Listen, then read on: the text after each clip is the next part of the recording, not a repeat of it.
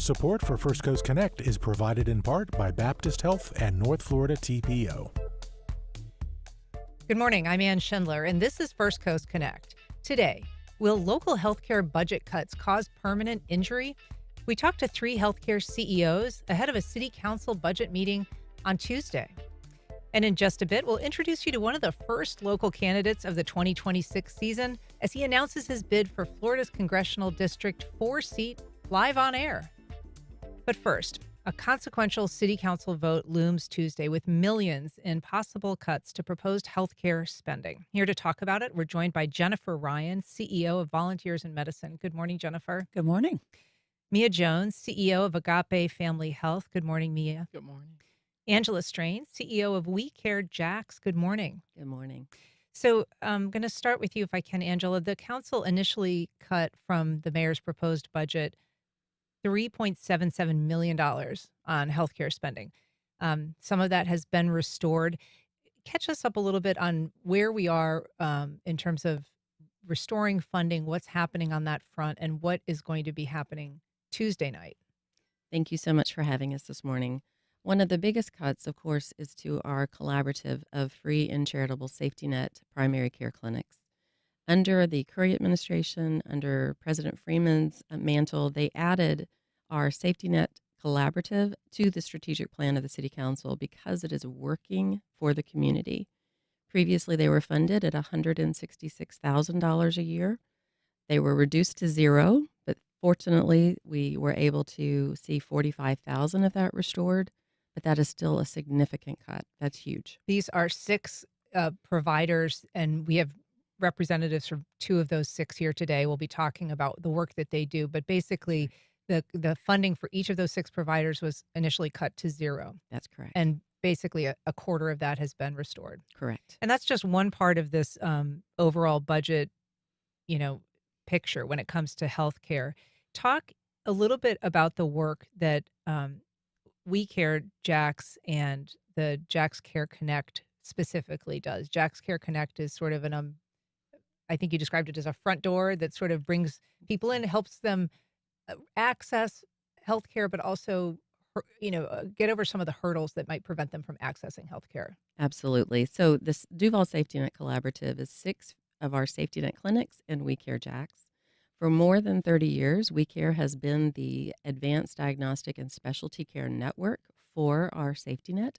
We are able to provide support for patients with no cost to the patient or their family when they need an MRI or they need to see a cardiologist or a pulmonologist.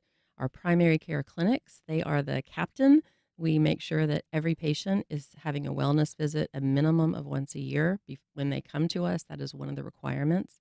Our safety net clinics have been incredible.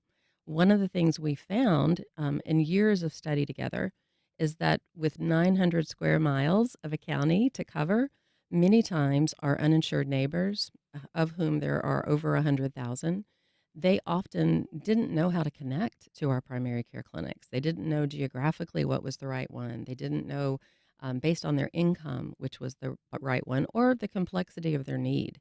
And that meant they found themselves often in an emergency room for a condition that really should have been covered in primary care. Jax Care Connect was the result of that study. And as a collaborative, we launched a pilot for 3 years. At the end of that pilot, with our Jax Care Connect patient health advocates, we saw that 60% of patients did not return to the emergency room for a full year. And moving forward, we're now in an operating program with Jax Care Connect, and that percentage has actually gone up to 76%. So it is a working solution for our community, and it is the front door to the safety net primary care world.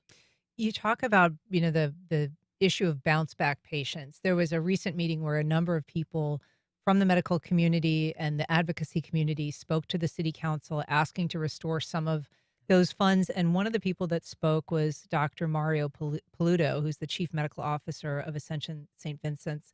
Let's take a listen to what he had to say. The benefit of their survival and long-term benefit is not measured in the interventions performed exclusively in the hospital. The larger benefit comes when you start to have medication compliance as it relates to your diabetes care, as it relates to your post-heart attack care, and we have the medication compliance to support your stent not clotting off some days later. These are real cases and real examples that we see, and unfortunately we see the returns to the acute environment in the ERs and in the hospitals when these patients come back without access to care. And so the clinics can help people, access the care that they need. This issue, though, of preventing additional healthcare complications because somebody's discharged from the hospital and perhaps not getting the follow-up care that they need can really undo whatever services that they've received already. Mia Jones, is that something that Agape Health sees, works with patients on? We do. Patients can come to us whether they're insured or uninsured. Oftentimes, when they do come to us, they are at in a place where they are far more progressed in whatever their illness is. They're not just coming for an annual visit most of the time. Mm. They're coming because something is wrong and they need help. And so, what we find is we get referrals from the hospital for those who don't have primary care, and we will work with them, especially those chronic disease patients, to make sure that they stay out of the hospital, but to get that care and that education to understand what it is that they're living with and how they should best live with it. There can be, people have complicated lives and health can really complicate someone's life, but often that comes on top of other challenges people might have in terms of accessing medical care just via transportation or having the right food to eat to make sure that they're living, having a diet, for instance, if somebody has a diagnosis of diabetes, so that they're able to eat appropriately. How do you find those additional hurdles impact people that you're caring for? They are very difficult for the patients to overcome. And with the cuts that we're finding across the board, uh, it's going to be even harder. So we partner with Feeding Northeast Florida, and we have pantries at our various clinics where our patients can get a prescription for medication, for food, recognizing that food is a part of that medication. And when Feeding Northeast Florida gets cut, the amount of food that we have is reduced, and then our patients don't have that access to those fresh fruits and vegetables because most of them live in food deserts. And because you're living in a food desert, what you're going to find in your neighborhood is the fast foods, the processed foods, and those things that are going to be within their budget are going to be those things that are not healthy for them. And so all of those pieces become hurdles that they have to cross, and then it creates for them just more issues that they have to deal with. And so we work collaboratively within the clinics. We work across the nonprofit sectors in order to try to create an environment for our patients that when we know that transportation is an issue, then we work with them to get them where they need to be. We know if we can get them to the right place the first time, we're saving money for the entire community. And so, whether that's the right clinic, whether that's the right nonprofit organization, we know that when we listen to the constituents, we're recognizing that, okay, there are things that they need. We don't need to give them what we think they need. We need to give them what they actually need so that we can save ourselves money. Jennifer, I want to ask you about volunteers in medicine. That's one group that is one of these six safety net providers. Funding is being cut from what was proposed in the mayor's budget. We said a quarter of what she's proposed is basically is what's on offer. I wonder if you could talk about the need, because some, health proposals that the mayor has remained flat in terms of their funding, as others have seen cuts. What are you seeing, though, in terms of the need? I know that you have talked about, for instance, some new state laws that have impacted patient load, and a new requirement that basically, hospitals have to provide an outpatient discharge plan that involves aftercare, which is a great thing, right? But it does change the landscape for providers. And there's a lot going on to impact the increase in patients we're going to see. And that is one of the major ones. And we're very proud to be one of those places that are hospitals see that they trust to take care of their patients after they leave the emergency room. So there was a bill passed that went live last March or this past March. So we've been seeing an increase. So these city funds would really, really help us. In addition to that, we're seeing changes in who qualifies for Medicaid. We're going to see changes in the subsidies to the Affordable Care Act. There's a lot of people that are going to be in need of health care. And so we're also a part of Jax Care Connect, where we're being referred patients through that. That's also a direct conduit from HealthLink Jax, which is a city health initiative to increase access to health care. So we're all seeing these increases from all different angles. So the funds really would help us tremendously. But I will say a lot of us, we're nimble and we will do what we can because we are relevant to our community. So one of the things we do at Volunteers in Medicine is we have volunteers and they are committed. We have 300 a month. And so if we don't get this funding, I'm going to rely more on volunteers. And they're actually willing to step up and help more because they truly believe in what we're doing to keep people working, to keep them healthy, and to keep them out of emergency rooms. If you're just joining us, we're talking to 3 local healthcare CEOs about the impact of proposed budget cuts. You can join the conversation by calling 904-549-2937. You can also email First Coast Connect at WJCT.org, or you can reach out on social media. Angela, I want to ask you about what Jennifer mentioned, which is, the federal landscape and how that's changing. We know that the proposed cuts that have been part of the big, beautiful bill that was approved is there are already a number of uninsured people in Duval County, but there are about more than 200,000 people who are on Medicaid and 164,000 people who receive their insurance through the Affordable Care Act. All of those people expected to be greatly impacted by major cuts to these federal programs. That's right. The Centers for Medicaid and Medicare tell us that Florida is going to be losing roughly 4 million across the state. The Affordable Care Act, there are some projections that premiums are going to go up about 75%. We know of the population that we work with, they are living often paycheck to paycheck. A change like that will mean that they fall back into the uninsured safety net. One of the things that we want to prevent, medical debt is the number one cause of bankruptcies in this country. And we need to ensure that our patients are going to be resilient at the end of a medical crisis. We work with over 500 physician volunteers who have agreed to see patients at no cost. And last year alone, that meant that they donated $23 million in uncompensated care to our Safety Net Collaborative. Without that, we would have folks who would be in jeopardy of impacts to their credit, things that would then impact their ability to stay housed, their ability to get a new job.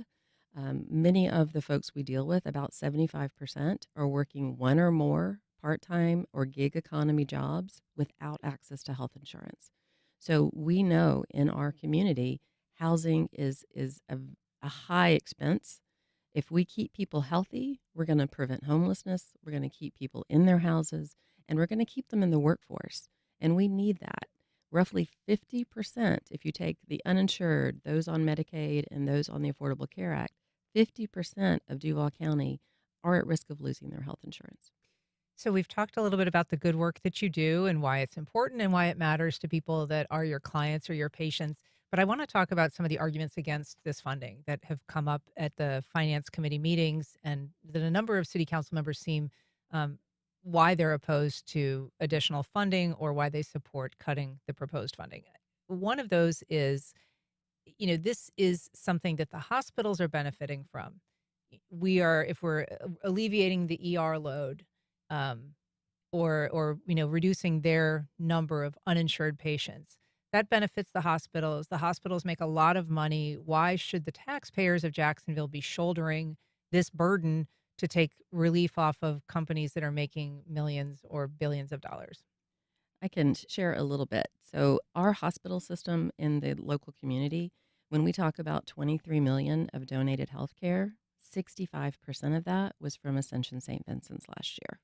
The hospitals are in it with us. Baptist Health provides support all the way up to and including MD Anderson Cancer Center care for the uninsured.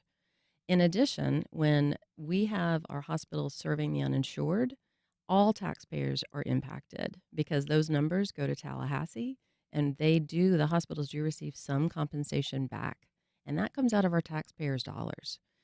So they're in it with us. They're not standing by and hoping that we'll do all the work for the community.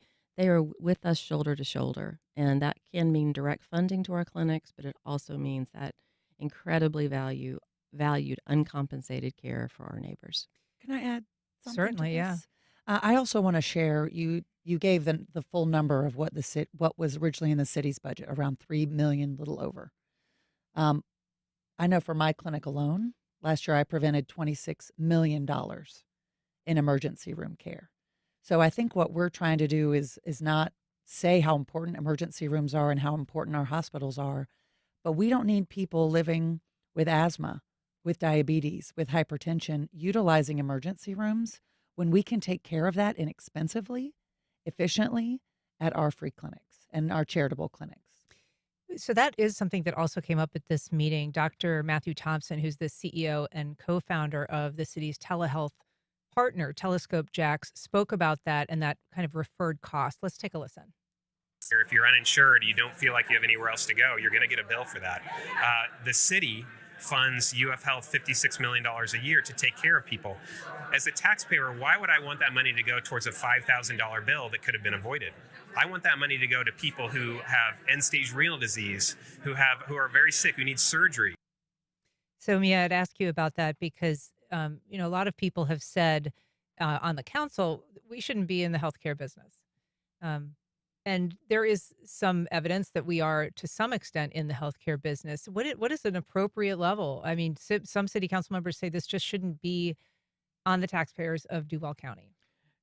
What I say to that is that it's really important for us to look at our history here in Jacksonville. Jacksonville is a consolidated city. So that means our city and our county are connected, and we have consolidated so that we could save money. In doing that, every other county around the state funds healthcare at various levels. We don't do that. Over the years, fewer and fewer dollars from our city have gone into our healthcare pots. And so it's our responsibility to make sure that the city does their part. They can't say, oh, it's the state. It's not the state. We are a consolidated government, meaning that we are county and we are city. And the county is responsible for putting funds into the pot to make sure that healthcare services are provided within our communities. And when we ignore that, then what we do is we create more problems for us as a community. And what we're saying is we were smart enough in the 60s to say, we know that there's a better way to do this. We shouldn't have money going into the county and money going into the city. We should come together and put those dollars together. We don't need 2 police departments. We don't need 2 fire departments. In doing that, we need to say, we've done some things right. We need to continue to do them right, but we need to make sure that they're properly funded. Jennifer, I want to ask you because in addition to your work with Volunteers in Medicine, you're also on the board of the Nonprofit Center of Northeast Florida. And we're talking largely here about nonprofit providers, healthcare providers, but the overall nonprofit landscape is also facing a lot of challenges, federal, state, local budgets. Yeah. So, as part of being on the board of the Nonprofit Center and being a lover of my nonprofit partners, I love the work that we all do together. We are a big part of our community. We are constituents. We are voters.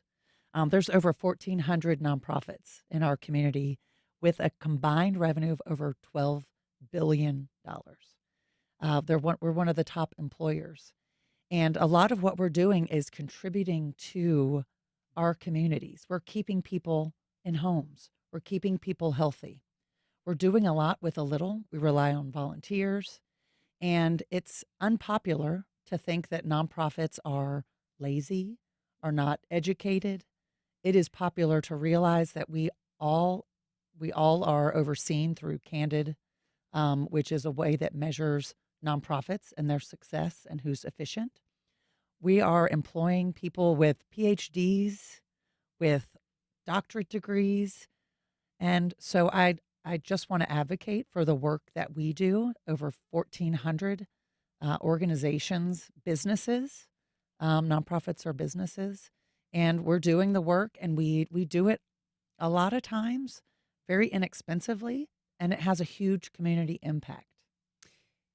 The other point that some city council members have made, and I know that Nick Howland, who's the vice president of the council, has made this point that he says it's a false narrative to say that we're cutting because, in fact, what this budget proposes, the mayor's budget proposes, would increase spending. And so, in some cases, they're asking, just hold it steady. Why should we be expanding these programs? And so his point is that it's not budget cuts. As much as I do respect his opinion, looking at our history, again, these nonprofit healthcare programs were part of the strategic plan for the council. In 2022, there was a 6-month study of the community, the critical quality of life issues. One of the components was specifically around healthcare. And why was that? That was because of all of the challenges that we have in our community. We have got just a little bit of information. We have 15% of our community living at or below poverty. That part of our community is desperately in need of support through medical crisis, through chronic disease, through all the things that we know can prevent you from returning to the workforce or to being meaningfully employed. Everyone in our community deserves a chance at a next step. And what our council members may not realize is that that study in 2022 found that the work that we were doing in the nonprofit sector was exceptional, and the data is there to back it up. So we were funded in 2023. It is to say now that it's an expansion or we're not going to fund it, it's just not correct. You mean we're funded in the prior mayoral administration of Lenny Correct. Curry? This is not something that Mayor Donna Deegan came up with. Exactly. And the fact that we have support both from Mayor Curry and Mayor Deegan just goes to show you that these are not political decisions. These are decisions about the local environment. And we believe that our local government, they say all politics is local. We believe that it is up to our city council to ensure if there are cuts at the state and federal level, that they're looking out for our neighbors. And part of that is looking at the history and making sure we're not cutting from the programs that were already put into the strategic plan. Mia, one of the things that I've heard Angela say at these meetings is that a cancer diagnosis makes a person 2.5 times likelier to declare bankruptcy within 5 years. And so, just in terms of family impact, I mean, we've been talking a lot about finances, and obviously, declaring bankruptcy is destabilizing. But what is the ripple effect of something like that for someone's family, for their friends, for their community? What we're finding is, and AGAPE has recently embarked on increasing our behavioral health services. As we listen to our patients, listen to the stories of what they're living every single day. When you start talking about a kid having to hear mom talking with someone and making a decision on whether she's going to buy medicine or whether she's going to buy food or whether um, we're going to put gas in the car or we're going to take the bus in order to get around the city that we know is huge. Um, it becomes a lot of stress. It then compounds. So, not just that parent is dealing with it, but then our children are having to deal with it. We're seeing cuts in free and reduced lunch. We're going to see additional cuts coming as it relates to food stamps. So every piece of the pie is being cut for our most vulnerable. And then we're giving tax reductions to those who have. And I was raised at a time where those who have gave to those who didn't so that we could all have a better quality of life. Jennifer, just as kind of a final thought, I mean, this vote is Tuesday. The city council will be deciding this budget at that meeting. What do you suggest people who care about this issue do between now and then? What I suggest people do is if you are a neighbor to a city council member, reach out to them and talk to them about this. Attend the city council. This is, we're talking about quality of life of our neighbors, of our community. If you are sick, you are not happy. You're not working. You're not going to play with your kids. And what we are doing with this small amount of money is preventing these major crises. We are preventing major emergency room visits. We're trying to provide screenings, provide these inexpensive interventions that, if untreated, are very expensive, are very overwhelming, and are destroying families. So let's just remember we're humans and we all want to be happy and we all want to be healthy. Well, Mia Jones, Angela Strain, Jennifer Ryan, thanks so much for being here today. Really appreciate it. Thank you Thank for you. having Thank you us. for having us. All right. Up next, a Jacksonville native, longtime attorney, and community leader kicks off his bid for Congress live on the program. Stick around. Thank you so much.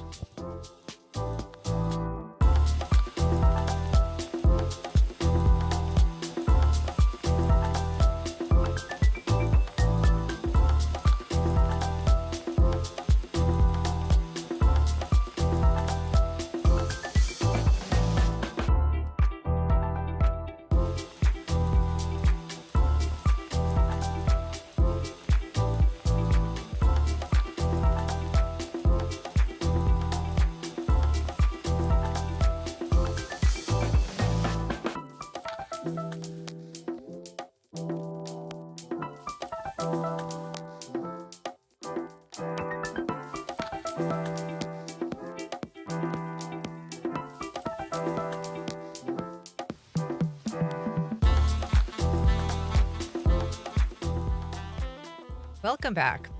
After nearly 4 decades as working as an attorney, my next guest is eyeing a career change. Here to tell us about it is Michael Kerwin. Good morning. Good morning, Ann. Thanks so much for having me. So, Michael, I believe you have a special announcement. I do indeed. I've decided I'm going to run for Congress. I'm running in the 4th Congressional District, and that's the seat currently occupied by Aaron Bean. Okay. So, your background is, as we said, a lawyer. You've also worked a lot in the nonprofit and civic space. What makes you want to be a politician? Well, this year started without that plan in mind at all. Okay. There was so much chaos coming from D.C. This year that it gradually caused me to feel compelled to decide to run for office.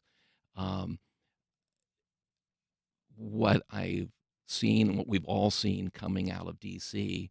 is disturbing. It's not the values, not espousing the values that I believe in. I think most Americans believe in, and because of that, I felt that we need to make a course correction here. And I feel that I'm fortunate to be at a point in my career where I could afford to do this. And I care very much about the direction of our country, and I want to see us go back to a better path. So, what do you think you could bring to this job that the current office holder, Aaron Bean, is not bringing to his district?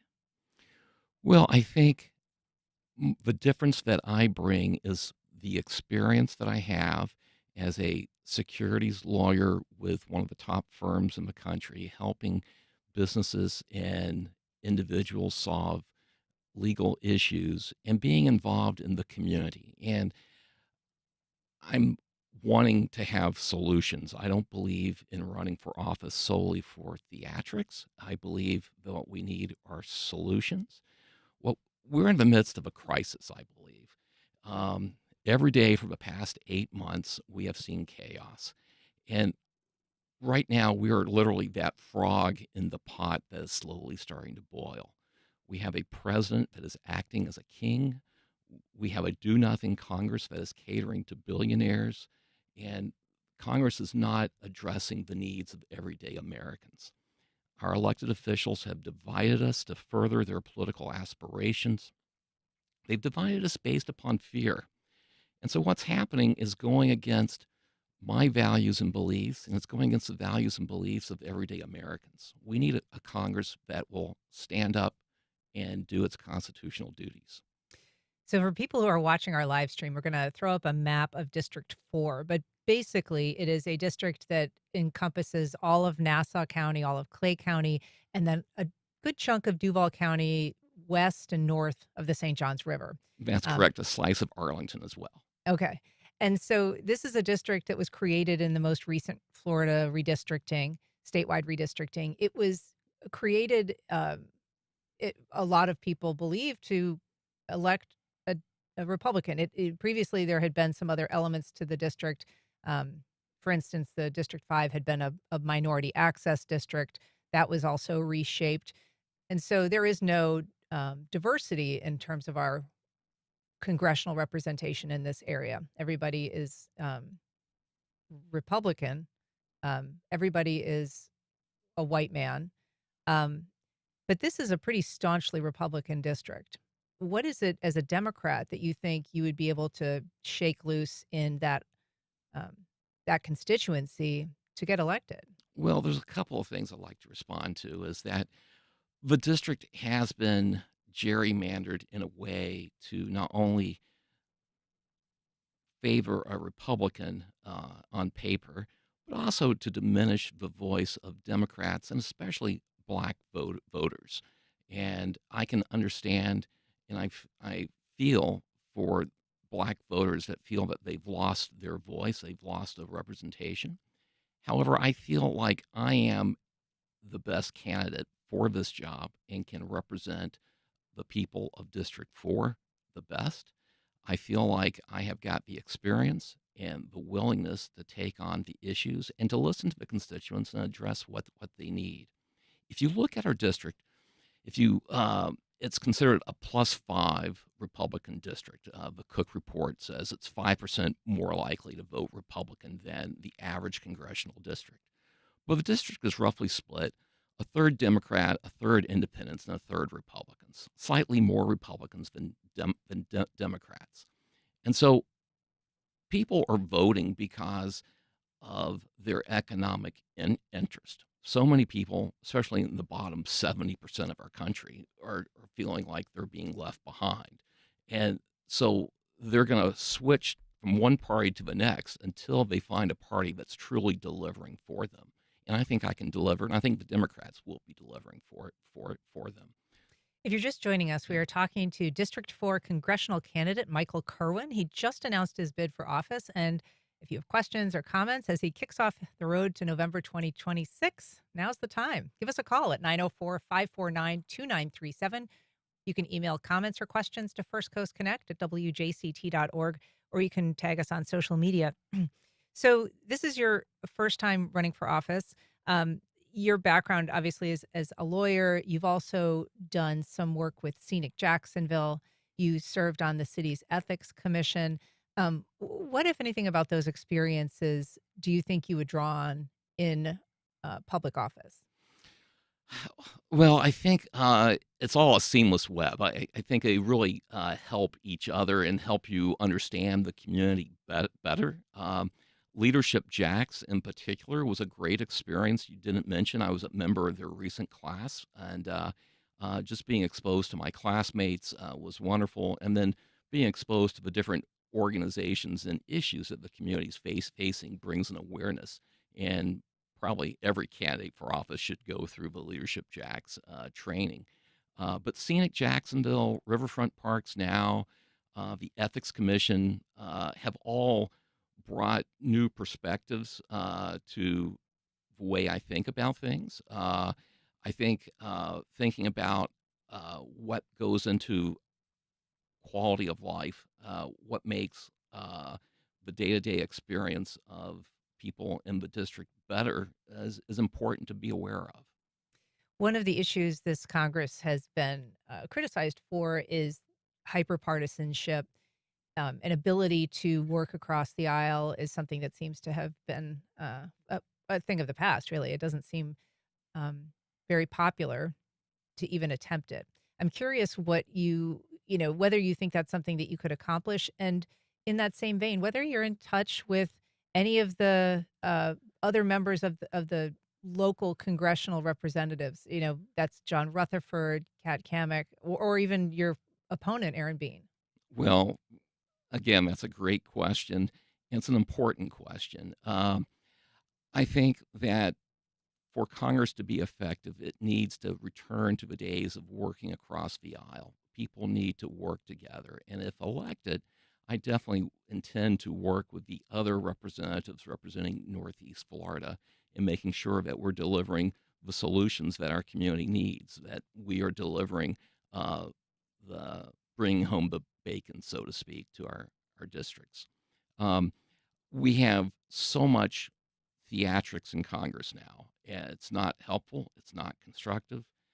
It is leading to the divisiveness within the country. And we really need Congress to take a different stance. We need Congress to be the leaders on this point, and we need civility to return to Congress.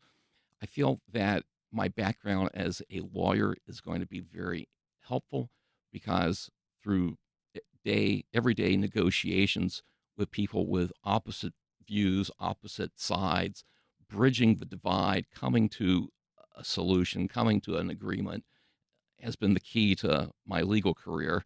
And I believe the same skills will be helpful in Congress. Sure, but I mean, in the legal profession, there's rules, right? There's kind of a code of conduct that people observe. There are traditions and mores in terms of how lawyers communicate, how you communicate with the judge, how you handle yourself in a courtroom setting. It seems like a lot of the mores and norms and traditions of congressional leadership have changed. Well, that's somewhat of an indictment of Congress, isn't it? Because Congress has always had those norms and those practices of civility that have led to good solutions for the country. And unfortunately, we've allowed Congress to be hijacked by members that are more interested in getting in front of a microphone, more interested in theatrics, more interested in simply raising money through media clicks, et cetera, on their Facebook or whatever their campaign sites are. And we need to get away from that. And we need Congress to take rules to start policing themselves and basically penalizing their members that get out of line. We're talking to Michael Kerwin. He is announcing today that he's running for the Congressional District 4 seat here in Northeast Florida. If you'd like to join our conversation, you can call 904-549-2937. We have a call from Wallace in Arlington. Good morning, Wallace. Go ahead. Yes, good morning. As an avid environmentalist, I'm passionately curious on your stance with respect to our environment. And as a lawyer, I'm sure you understand what, for instance, the St. Johns River Keepers is doing and the costs that's involved with them to defend the purity of the St. Johns River, but also land pollution and air pollution and so on. What has just recently happened as far as the buses are concerned, the electric buses, money's getting forwarded toward clean petroleum and so on. So I'll take my question off the air. What will you do for us, for District 4 in particular, to help clean up this problem, sir? Thank you. Thanks, Wallace. Thank you, Wallace. That's a wonderful question. We have seen a rollback of our country's environmental regulations in the past 8 months, and that's been a tragedy. We need to look at bringing sensible environmental regulations back into place. You've touched upon a number of things in your question there. The cost of pollution, the cost that we all bear, whether it's through climate change, whether it's through water quality, air quality issues, are a hidden cost that we all suffer and we all bear.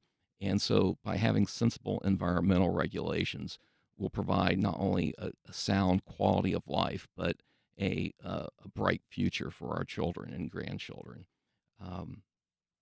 Yeah. Thank you. Okay. We've got a question from Terry who emailed, are you willing to have an in-person town hall? None of the representatives of Northeast Florida have had an in-person town hall. They filter their groups carefully so they can control the narrative.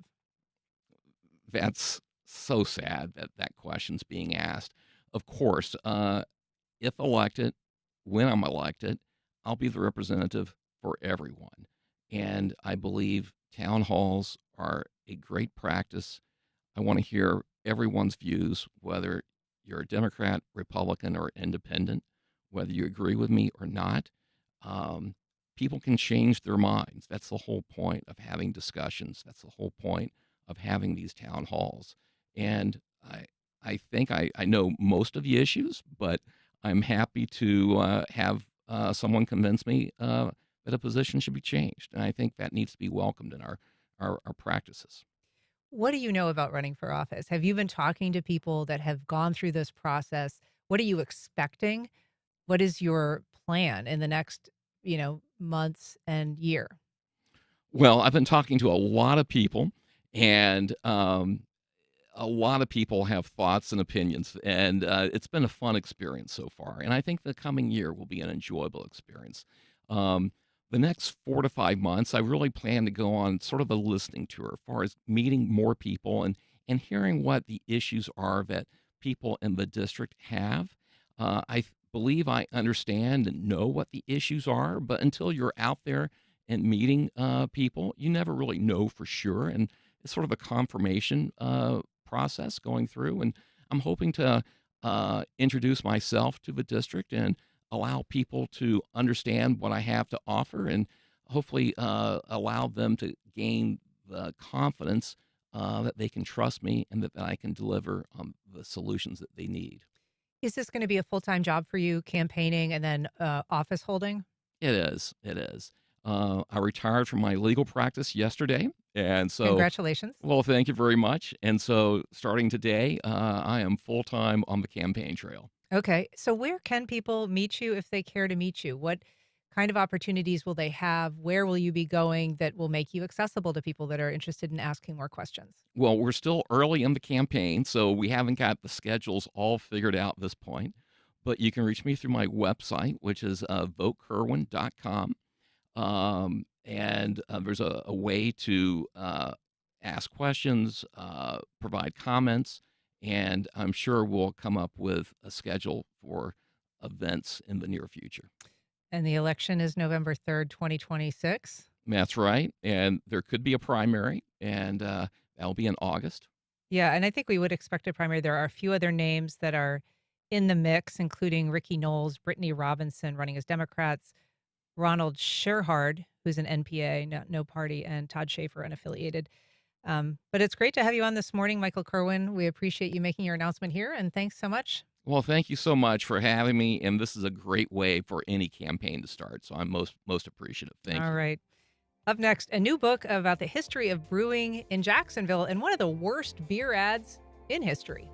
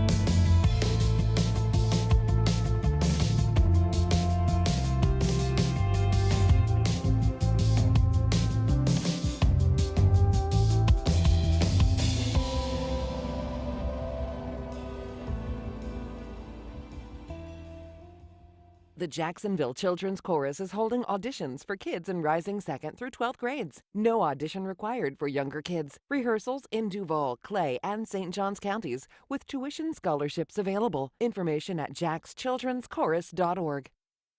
Northeast Florida is losing tree cover. Join us September 17th for Adapt State of the Canopy, a discussion with local officials about their response. Register for this free event at wjct.org/events. Congress has overhauled the federal student loan system. Students could now have more access to private educational loans, but education finance experts say they're not necessarily a better option. private loans that exist now are not particularly working out well for folks. So if we're driving people to this market, what does that actually look like for everyday borrowers? The pros and cons of the private student loan industry. That's on the next On Point. Today at 11, here on WJCT News 89.9.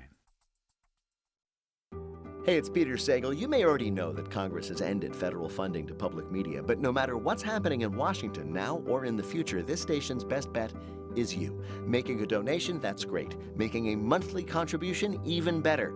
Knowing we can rely on you helps in uncertain times. Take control of this station's future. Become a sustaining member today. Here's how. Visit WJCT.org/radio and thank you. 50 years ago, President Nixon declared war on cancer. More people each year die of cancer in the United States than all the Americans who lost their lives in World War II. Now the country's extensive cancer research system faces the impact of steep funding cuts from the Trump administration.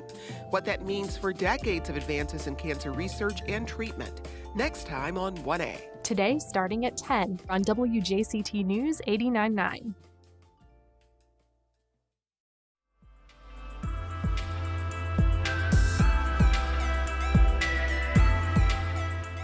Welcome back. Well, he's the author of several books, but his latest project is arguably his most fun. The book is called Brewing in Jacksonville, and here to tell us about it is Andrew Nichols. Andrew, thanks for being here. Thank you. So this book is called Brewing in Jacksonville. It's the story of beer and Jacks. Tell us a little bit about the beer scene in Jacksonville over the last, 200 years. The beer scene, it started out a little slow.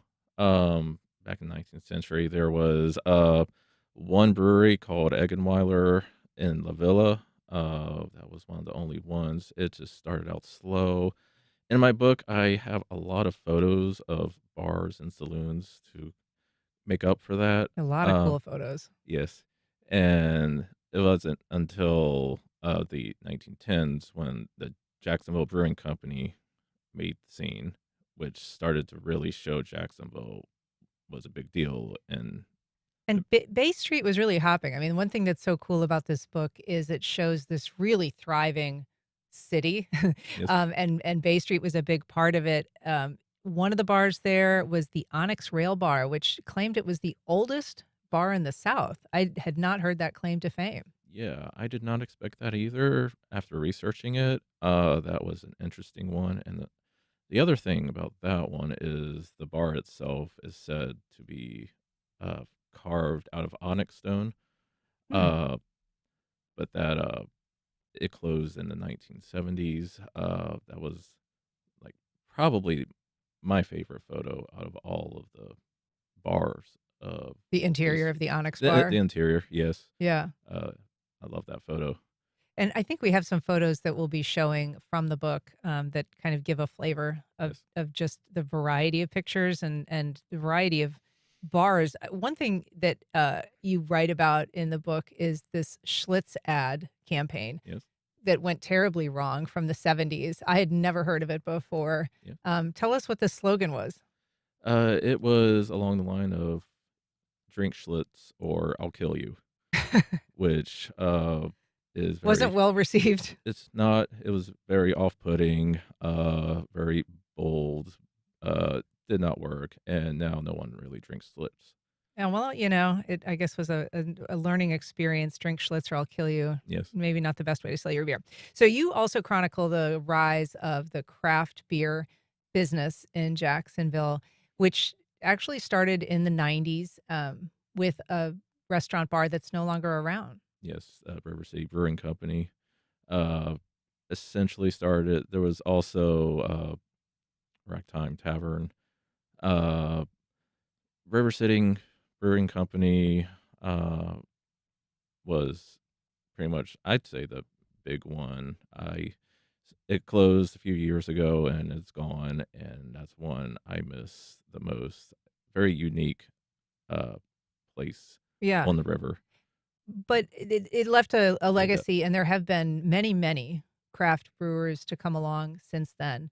And you really chronicle that evolution over, I guess, the last 20 years where it became very popular. There's a lot of places that opened, And surprisingly, when I was reading this, a lot of places that have closed. What's going on there? Yes, it is somewhat bad timing because of COVID is a big factor. The market is saturated. The market is changing. People are drinking less.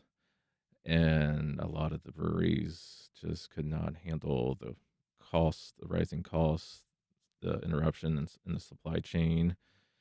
And so it was, I believe it was around 6 that closed in the last Because of the pandemic. 5 years, roughly. Yes. Yeah. And so you are a fifth generation Jacksonville native. You're the author of other books about Jacksonville's history. I'm guessing this was a pretty sweet research topic. Tell us a little bit about your process. Was this, did you get to sample all the beers? Do you have a favorite beer? Yes. It was a fun project. Go to all the breweries. Sometimes my friend Edward would come along with me. My favorite beer, I like the John Boat Ale from Intuition Ale. John Boat. Yes. That's a good beer. Yes. Yeah, but I mean, this was a passion project, or did you have a compliant publisher that was like, sure, go drink all the beer in Jacksonville? Well, I saw that there were other books, brewing in, I call it the brewing in series, such as Brewing in Seattle, Brewing in Milwaukee, and Jacksonville did not have one. And that's just sparked an idea of maybe it should have one. And then there was also the Jack's Ale Trail, which is you get a little passport, you go to a brewery, you get a little passport, you go to every brewery, and you get it stamped. And It's also a fundraiser. yeah, Yeah. yes. And I kind of thinking, what if I made something like that into a book somewhat, which is one chapter with all of the craft breweries. Well, it's called Brewing in Jacksonville. Andrew Nicholas, thanks so much for being here. Appreciate it. Thank you. All right. And thank you for listening. If you have questions or comments, you can send either to First Coast Connect at WJCT.org. And if you missed anything, you can catch our rebroadcast tonight at 8 or find our entire archive on your favorite podcast platform. On tomorrow's show, we talk to the organizers of the Undiscovered Stories of Black Jacksonville. I'm Ann Schindler. You've been listening to First Coast Connect on WJCT News 89.9. Connect is provided by Baptist Health and the North Florida TPO. Proud supporter of First Coast Connect. Baptist Health, committed to building a healthier community for all of us. More info at 202-4YOU or baptistjacks.com. The North Florida TPO is committed to shaping our transportation future. We're focused on planning, funding, clean fuels, and new technologies for a vibrant, connected community. Learn more at northfloridatpo.com. The Jacksonville Children's Chorus is holding auditions for kids in rising 2nd through 12th grades.